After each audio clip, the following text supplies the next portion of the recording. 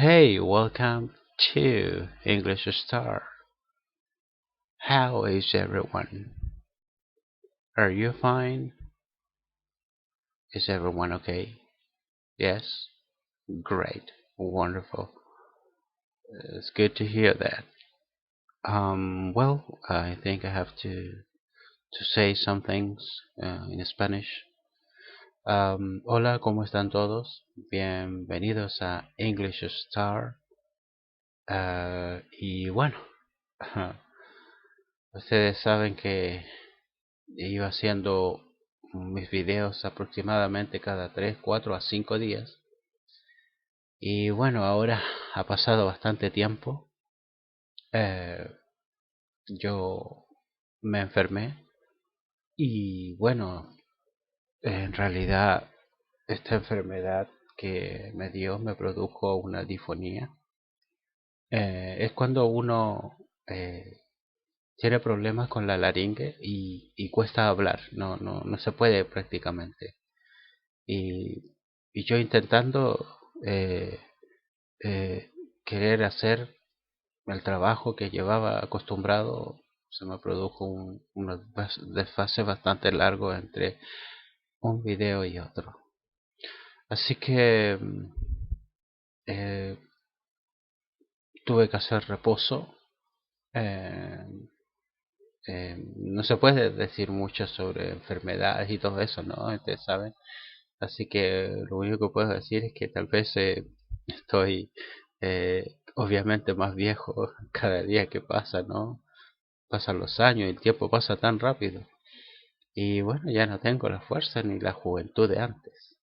Sí tengo las ganas y la vocación de querer enseñar, de querer servir, ¿cierto? Y, y poder lograr las metas, ¿no? Que todos ustedes a lo mejor buscan para poder lograr hablar inglés y pensar en inglés. Y bueno, y seguir adelante con sus trabajos que tengan relación con inglés. O algún estudiante también que les sirva para sus exámenes, sus pruebas.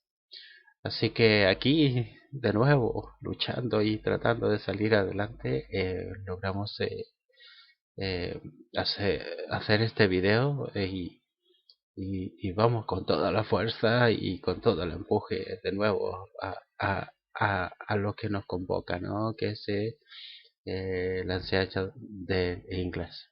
Doy las disculpas correspondientes por este largo tiempo de ausencia y esperar que ahora sí ya pueda retomar y volver a hacer los videos de manera eh, más rápida, ¿no? Más seguida. Así que ese era eso, ya más recuperado y, y tratar de seguir.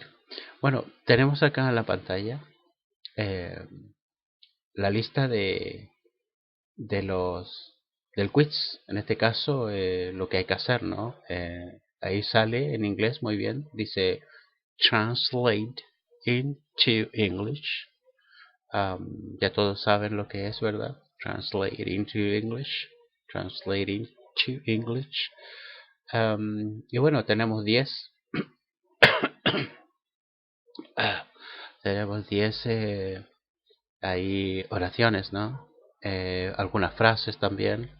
Y bueno, tenemos estas eh, eh, oraciones que están ahí, ¿cierto? Para que ustedes al leer lo que dice ahí en la pantalla en inglés van a saber lo que hay que hacer. Porque es tan importante lo que se pregunta, ¿no? Como el desarrollo. Es decir, al uno saber la pregunta es tan importante como lo que uno va a responder o lo que va a hacer después. Por lo tanto, es muy importante saber todo lo que conlleva en sí un test, un quiz en este caso, ¿no? Un quiz para ir probando y viendo cómo vamos, si estamos avanzando bien, si estamos aprendiendo y para medir nuestra capacidad de, de poder retener todo lo que hemos aprendido y desarrollarlo en un pequeño quiz. Así que ahí son 10 las oraciones y frases que están ahí para ser completadas. Así que bueno, también les quería hablar que vamos a hablar en forma muy breve sobre los adverbios de frecuencia. En este caso tengo 6 adverbios de frecuencia que son always, usually, often, sometimes, rarely, never. Son 6, ¿cierto? Y he hecho unos ejemplos para hablar de ellos y tratar de entender un poco de qué se trata un adverbio de frecuencia, de qué se tratan en sí los adverbios, para qué sirven y qué ubicación tienen dentro de la oración y cómo los podemos ordenar. La primera oración dice lo siguiente. She always brushes her teeth. She always brushes her teeth.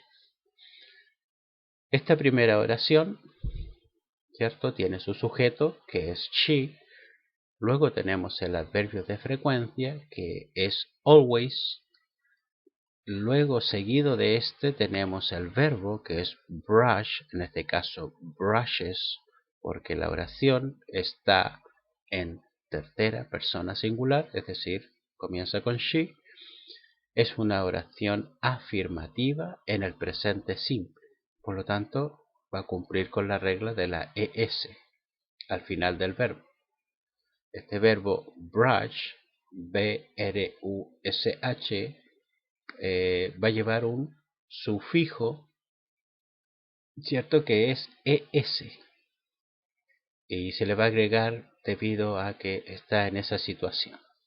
Por eso se va a escribir brushes. Brushes.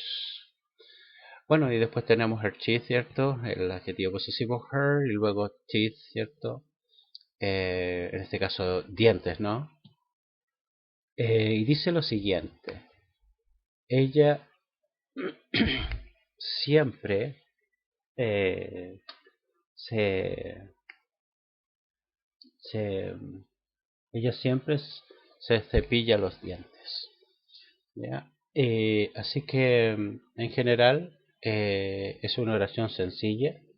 Fíjense muy bien en la ubicación del adverbio. En este caso el adverbio lo tenemos antes del verbo. Por lo tanto, su ubicación, en este caso media, ¿no? Va a estar como en la mitad, ¿no? Después del sujeto y antes del verbo principal. Y a esa situación, a esta ubicación se le llama ubicación media. Por lo general o en general, el adverbio de frecuencia siempre va a ir antes del verbo. Estamos hablando específicamente de los adverbios de frecuencia. Frequency adverbs. Bien, tenemos entonces ahora la segunda oración, que sería My dog never flies. Como pueden ver, nuestro adverbio de frecuencia está antes del verbo fly, que significa volar. Pero si ustedes se fijan, también tenemos un sujeto singular, en este caso my dog, que sería reemplazado por el pronombre it. Sin embargo, como está en tercera persona singular, va a regir la regla de la S o la ES. Ustedes saben que el verbo fly se escribe F-L-Y o si ustedes quieren FLY, y eso hace que cuando la oración está en tercera persona singular, en una oración afirmativa, en el presente simple, al verbo siempre se le va a agregar una S o una ES.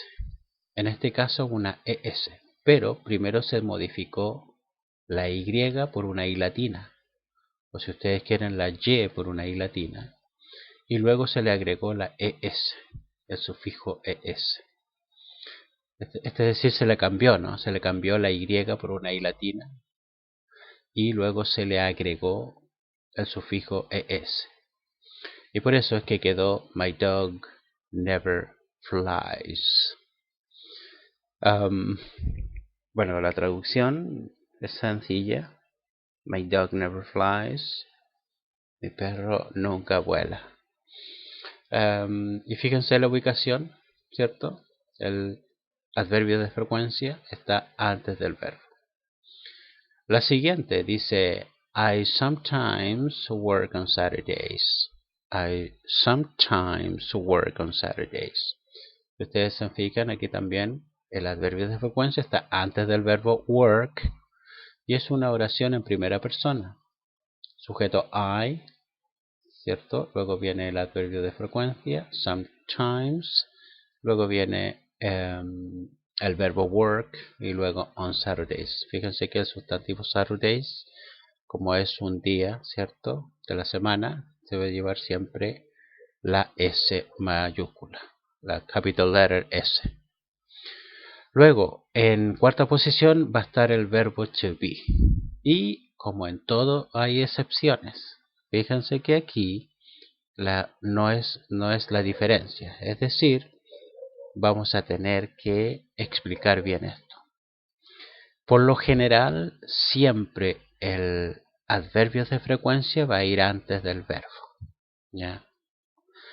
Pero si en caso de que estuviera el verbo to be y este fuera un verbo principal, el adverbio de frecuencia va a ir siempre después del verbo to be. Ustedes se fijan en esta oración, she's often late. She's often late. El adverbio de frecuencia often se encuentra después del verbo to be y siempre va a ser así la regla. Por lo tanto es la diferencia, la excepción, ¿no? De que aquí, una vez estando el verbo to be, que se impone siempre ante todo, ¿no? Ya que el verbo to be es el verbo más importante del habla inglesa. Aquí deja claro que cambió al tiro la norma, ¿no? Entonces, primero aquí tenemos el sujeto she, ¿cierto? Un pronombre personal, tercera persona. Luego tenemos el verbo to be, ¿cierto? Is. Es por eso que aquí ya no corre la regla de la S, porque el verbo to be manda.